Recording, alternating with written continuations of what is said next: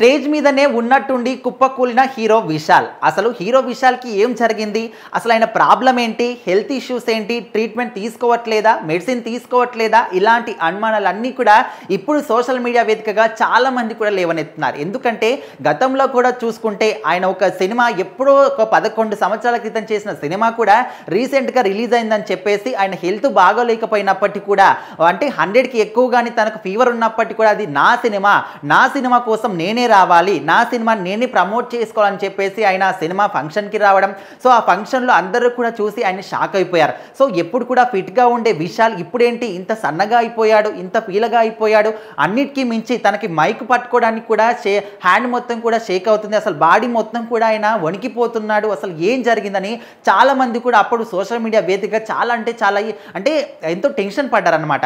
ఎందుకంటే అప్పట్లో ఆయన ఒక తమిళ్ హీరో అయినప్పటికీ కూడా మన తెలుగులో కూడా అక్కడ నుంచి వచ్చినటువంటి సినిమాలు, ఇక్కడ డబ్బైన సినిమాలు కావచ్చు, ఇక్కడే చేసిన సినిమాలు కావచ్చు, ఆయనకు ఎంత మంచి క్రేజ్ ఉందో అందరికీ తెలిసిందే. ఆయన అప్పట్లో అసలు ఎంత ఫిట్గా ఉండేవాడు, 6 ప్యాక్స్తోని, అదేవిధంగా బాడీ బిల్డింగ్ కావచ్చు, మంచి హైట్ కావచ్చు, మంచి పర్సనాలిటీ, ఆ విధంగా అంత ఫిట్గా ఉండే వ్యక్తి సడన్గా ఇంత బాగా ఇంత పీలగా అయిపోవడం ఏంటి, అసలు ఏం జరిగింది, ఆయన ట్రీట్మెంట్ తీసుకోవట్లేదా, ఇట్లా రకరకాలుగా చాలామంది అనుకుంటున్నారు. అయితే ఇదంతా కూడా అయిపోయింది. అప్పట్లో ఓకే నేను బాగానే ఉన్నాననే విధంగా ఆయన కూడా చెప్పినప్పటికీ వైద్యులు కూడా ఓకే బాగా ఉన్నాడని చెప్పారు. అయితే రీసెంట్గా ఒక టెంపుల్కు సంబంధించినటువంటి ఫంక్షన్కి హాజరైన హీరో విశాల్ అక్కడ స్టేజ్ మీదకి వచ్చాడు, కాసేపు మాట్లాడాడు.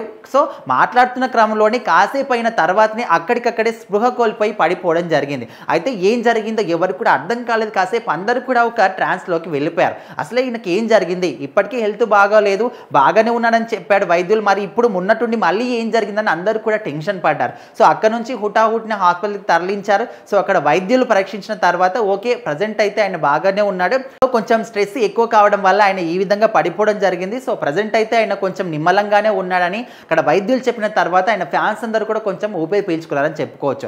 ఏదేమైనప్పటికీ ఎంత వైద్యులు చెప్పినప్పటికీ కూడా తమ అభిమాన హీరోకి ఏదైనా జరిగితే ఖచ్చితంగా ప్రతి ఒక్క అభిమాని కూడా చాలా టెన్షన్ పడుతూ ఉంటారు.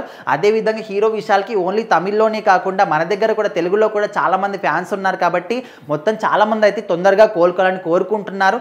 అసలు మెయిన్ ప్రాబ్లం ఏంటి దాన్ని తెలుసుకొని తొందరలోనే మీరు మళ్ళీ కోలుకొని మంచి మంచి సినిమాలు చేయాలని చాలా మంది కూడా కోరుకుంటున్నారు.